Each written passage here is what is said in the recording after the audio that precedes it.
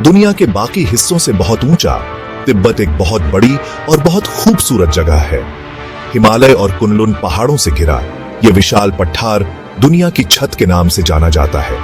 इसकी असाधारण ऊंचाई एशिया की बड़ी नदियों को जन्म देती है, जिससे तिब्बत इस महाद्वीप का वाटर टावर बन जाता है। यहाँ खानाबदोश विशाल मैदानों में घूमते हैं और फिरोजी झीलें ऊंची धूप में चमकती हैं।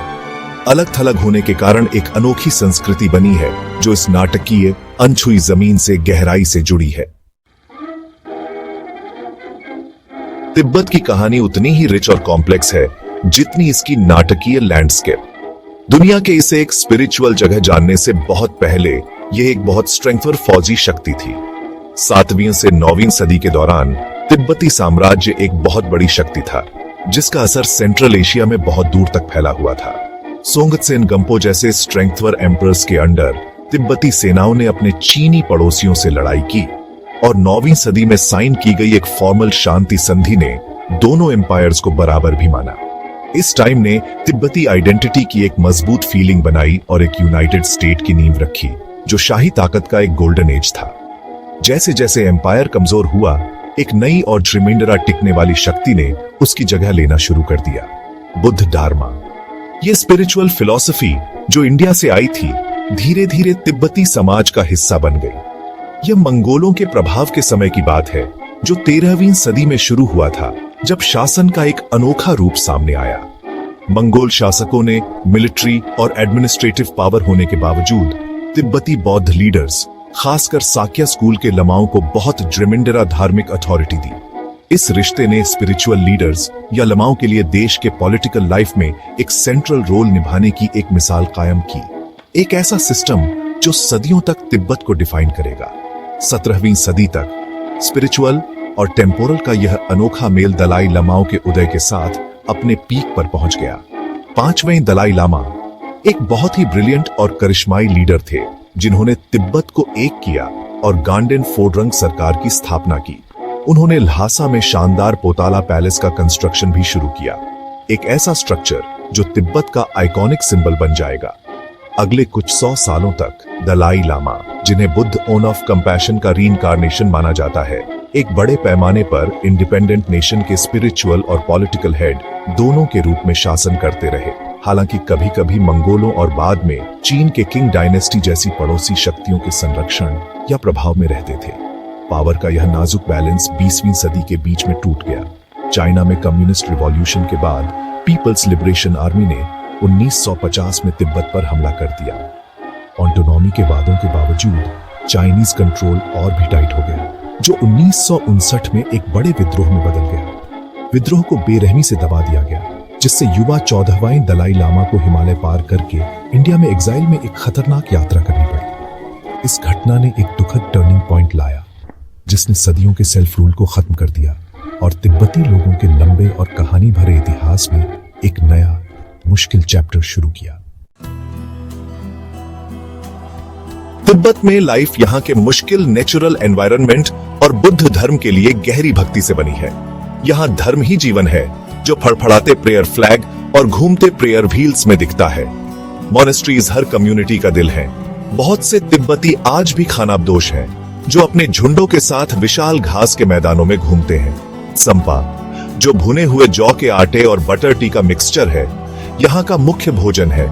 कल्चर वाइब्रेंट आर्ट, म्यूजिक और फेस्टिवल्स में जिंदा है। लोसार जैसे त्योहार कम्युनिटीज को सेलिब्रेशन में एक साथ लाते हैं। यहाँ की लाइफ जमीन और स्पिरिचुअल वर्ल्ड से गहराई से जुड़ी है।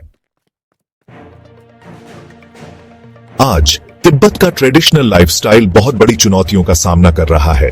1950 के दशक में सीधे चाइनीज रूल के बाद से तिब्बती लोग अपनी अनोखी आइडेंटिटी को बचाए रखने के लिए एक लंबी लड़ाई लड़ रहे हैं। चाइनीज सरकार ने ऐसी पॉलिसीज लागू की है जिन्हें वह सिनिसाइजेशन कहती है, एक ऐसी प्रक्रिया जिसे बहुत से लोग तिब्बती कल्चर को कमजोर करने और आखिर में मिटाने की कोशिश मानते हैं। इसमें स्कूलों और ऑफिशियल कामकाज में तिब्बती भाषा के ऊपर मंदारिन चाइनीज को बढ़ावा देना शामिल है और धार्मिक प्रैक्टिसेस पर कड़ा कंट्रोल करना शामिल है। तिब्बती होने का असली मतलब ही लगातार प्रेशर में महसूस होता है। ह्यूमन राइट्स की सिचुएशन दशकों से एक गंभीर चिंता का विषय रही है। इंटरनेशनल ऑर्गेनाइजेशंस की रिपोर्टें बोलने, धर्म और इकट्ठा होने की आजादी पर पाबंदियों की एक दुखद तस्वीर पेश करती है। मॉनेस्ट्रीज पर निगरानी बहुत रिमाइंडरा है और रीइनकार्नेटेड लामाओं के सिलेक्शन पर सरकार का कंट्रोल तिब्बती बुद्ध धर्म के बिल्कुल दिल पर वार करता है। विरोध के एक निराशाजनक काम में 2009 से अब तक 150 से रिमाइंडरा तिब्बतियों ने खुद को आग लगा ली है, जो बहुत से लोगों द्वारा महसूस की जाने वाली निराशा का एक दुखद सबूत है। ये घटनाएं, जो अक्सर कम रिपोर्ट की जाती है, एक गहरे और लगातार जारी संकट को उजागर करती है जो ऊंचे पठार पर सामने आ रहा है। कल्चरल सर्वाइवल की यह लड़ाई हाल ही में एक नए फेज में एंटर कर गई है, एक ऐसी लड़ाई जो नामों और कहानियों पर लड़ी जा रही है। चाइनीज सरकार अब ऑफिशियल इंग्लिश कम्युनिकेशंस में तिब्बत की जगह जीजांग नाम का इस्तेमाल करने पर जोर देती है, एक ऐसा कदम जिसे क्रिटिक्स अपने पॉलिटिकल क्लेम को लेजिटिमाइज करने और इस रीजन की हिस्टोरिकल आइडेंटिटी को मिटाने की कोशिश मानते हैं। इससे वेस्टर्न म्यूजियम्स में भी कंट्रोवर्सी हुई है, जिन्हें तिब्बती आर्टिफैक्ट्स की लेबलिंग बदलने के लिए प्रेशर का सामना करना पड़ा है। एग्जाइल में रह रहे तिब्बतियों और उनके सपोर्टर्स के लिए ये छोटे बदलाव लग सकते हैं, लेकिन ये हिस्टोरिकल ट्रुथ और सेल्फ आइडेंटिफिकेशन के अधिकार के लिए एक बहुत बड़ी लड़ाई को रिप्रेजेंट करते हैं। इन इतने बड़े दबावों के बावजूद तिब्बत की आत्मा कायम है। दलाई लामा शांति और अहिंसक प्रतिरोध के एक बहुत बड़े ग्लोबल सिंबल बने हुए हैं, जो एक मिडिल वे अप्रोच की वकालत करते हैं, जो चाइना के अंदर सच्ची ऑटोनॉमी चाहता है। तिब्बती डायस्पोरा एग्जाइल में अपनी संस्कृति को जिंदा रखने के लिए अथक प्रयास करता है, यह सुनिश्चित करते हुए कि उनकी भाषा, धर्म और परंपराएं नई जनरेशन तक पहुंचे। तिब्बत का भाग्य दुनिया के लिए सिर्फ एक पॉलिटिकल इश्यू के तौर पर ही नहीं, बल्कि इस सवाल के तौर पर भी मायने रखता है कि क्या एक अनोखी और पुरानी संस्कृति हमारी मॉडर्न, आपस में जुड़ी दुनिया में जिंदा रह सकती है। इसकी लड़ाई हेरिटेज, आइडेंटिटी और ह्यूमन स्पिरिट की कभी न खत्म होने वाली ताकत की एक मार्मिक याद दिलाती है।